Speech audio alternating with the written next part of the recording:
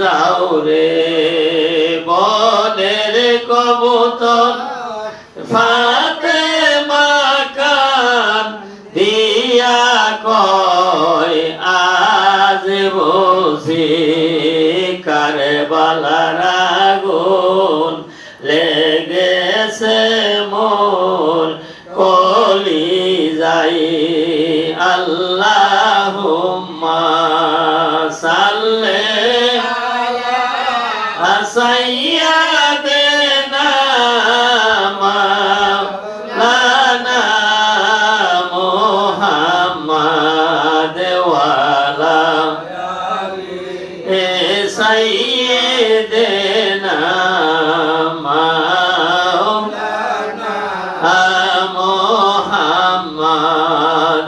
আল্লাহ বলেন যাও জিবরাইল বাতাস করো ফাতেমার গায়ে আল্লাহ বলেন যাও জিবরাইল বাতাস করো ফাতেমার গায়ে ফাতেমা কান্দিয়া বলেন ও জিবরাইল বাতাস কেন করছো গায়ে আল্লাহুম্মা সাল্লি আলা সাইয়্যিদিনা মাওলানা মুহাম্মাদ ওয়া আলা আলি সাইয়্যিদিনা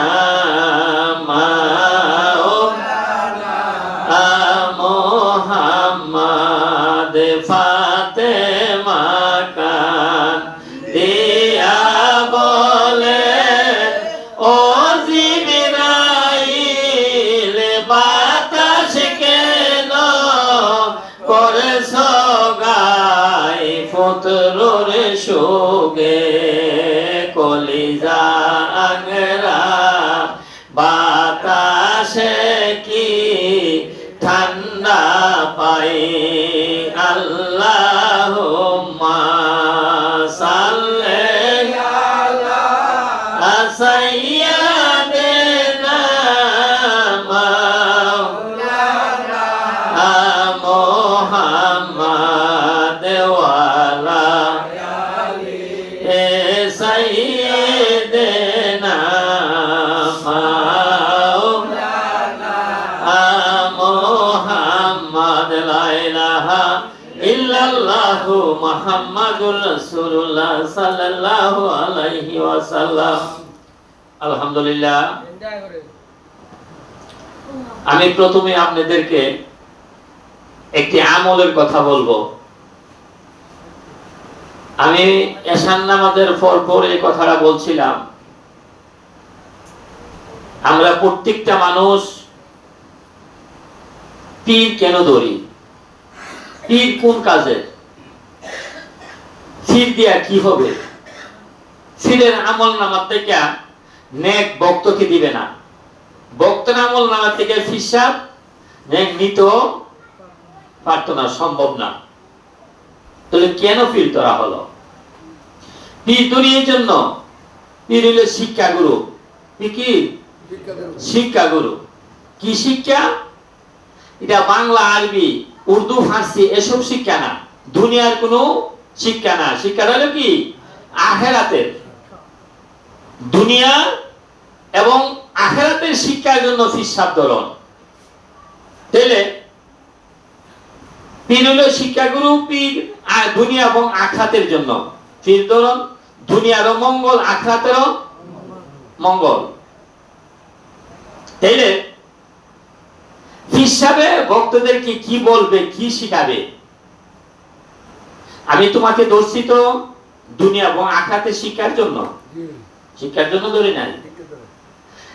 আর ফির ধরার পরে মা যেমন কানলে দুধ দে, ফির ধরলো কিছু কান্দাকাটি কি লাগে, করণ লাগে এই জন্য যে দয়াল কোন আমল করলে কোন কাজ হবে, কোনটা করলে কি হবে।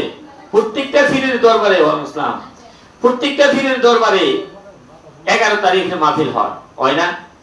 সবাই জানে প্রত্যেকটা পীরের দরবারে 11 তারিখে মাহফিল হয়। 11 তারিখে মাহফিল হলো তালিমের মাহফিল।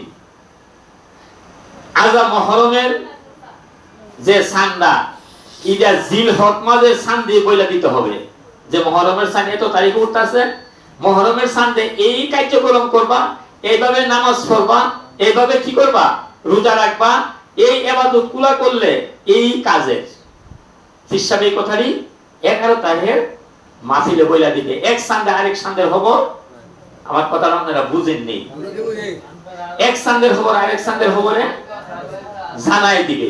এটা হলো তালিমের মাহফিল। এটা কি মাহফিল? তালিমের মাহফিল।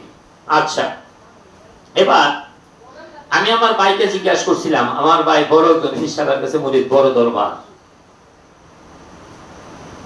তো এই যে হিসাবটা জিজ্ঞাসা করেন, যে ওনারে জিজ্ঞাসা করছিলাম, আমরা প্রত্যেকটা মানুষ জানার দরকার, একটা সেজদা দেওয়ার পরে নামাজের ইবাদতের ভিতরে কোনো ইবাদত নাই। নামাজ পড়তে আল্লাহ রাসূল বলছে নামাজ পড়তেই হবে, রোজা রাখতে হবে। রোজার মাঝে কিছু হজদিল আছে, তোমার শরীর যদি ভালো না থাকে, সুস্থ না থাকো, তাহলে রোজা রাখো না।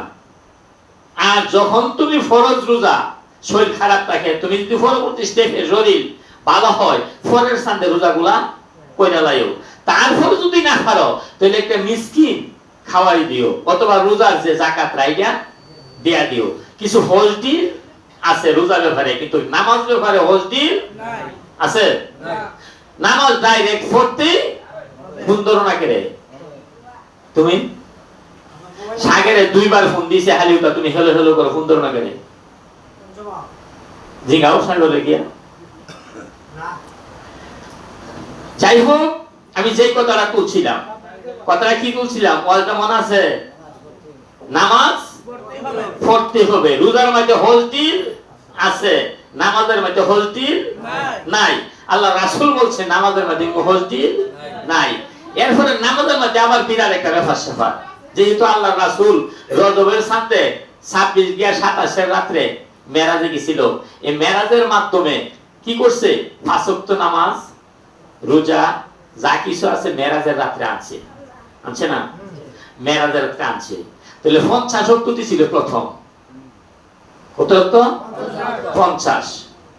মুসার লগে দেখা হয়েছে তৃতীয় আসমানের মধ্যে, দেখেন আপনার উম্মত অত্যন্ত দুর্বল হইব, হায়াত কম হইব, এই 50 ওয়াক্ত নামাজ পড়া সম্ভব তাড়াতাড়ি আবার যাই হোক।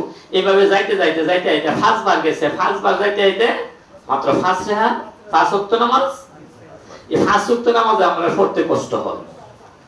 আবার আল্লাহ প্রতিশ্রুতি দিছে, স্বীকার করছে যে 5 ওয়াক্ত নামাজ যদি আপনার উম্মতে মুহাম্মাদি পড়ে, তাইলে আমি 50 ওয়াক্তর সওয়াব দিয়া দিব, আল্লাহ কয়ে গেছে। আচ্ছা, নামাজের পরে নামাজ পড়তে গিয়া যে সব কার্যক্রম করার কথা, যেমন আমি ইরি দান করলে দান তো লাগাইছি ঠিক, সার দিছি ঠিক, সে তো যদি দুষ করে ওষুধ দেওয়া লাগবো না নাকি? না দিলে চলবো? দেওয়া লাগবই। তাইলে আমি যদি ফরজ নফল পড়ি, তাইলে কি করতে হবে? এই ফরজ নফলের সাথে আর কতগুলা ইবাদত আছে, যে নফল ইবাদত গুলা, সুন্নত ইবাদত গুলা, এসব ইবাদত কি দিয়ে আছে, ইদি হিসাব শিখাই দে। আমি কেন এই কথাটা বলছি একটু বোঝার চেষ্টা করেন, মেহেরবানি কইরা। তাহলে আমরা আগে আনতে হবে, বামে আনতে হবে সবাই একতালে, যেহেতু এটা ভিডিও হবে। কারণ ভিডিও আমি আবার 1 বছর পরে আমার হায়াত নাও থাকতে পারে। এটা ভিডিওতে এটা সব নাসিমিয়া ফিশনের বললে চলবে না। আচ্ছা, টুপি কই? টুপি এসব কাম ভালো না। কারণ এই ভিডিওটা কয়েক বছর চলতে, কয়েক হাজার মানুষ দেখতে পারে, দেখতো না?